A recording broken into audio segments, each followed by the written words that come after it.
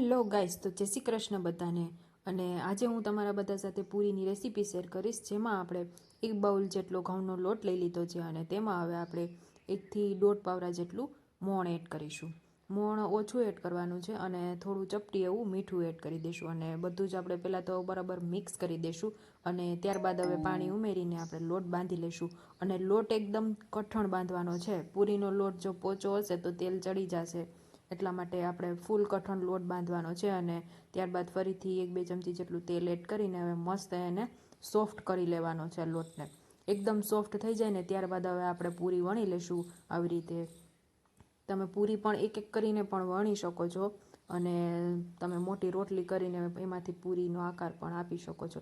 તો આવી રીતે થીક પૂરી રાખવાની છે થોડી એવી. અને જો આવી રીતે મોટી રોટલી કરીને કોઈ પણ કાંઠાવાળા ગ્લાસથી તમે પૂરીનો શેપ આપી શકો છો, તો પણ એક સરખી બધી જ પૂરી તૈયાર થઈ જશે. તો તમારે જેમ તમને યોગ્ય લાગે તેમ તમે પૂરી વણી શકો છો. અને સરસ મજાની અહીંયા હવે પૂરી આપણી બધી જ વણાઈને કમ્પ્લીટ થઈ ગઈ છે. તો હવે આપણે પૂરી માટે તેલ ગરમ થઈ ગયું છે, તો પૂરીને તળી લેશું.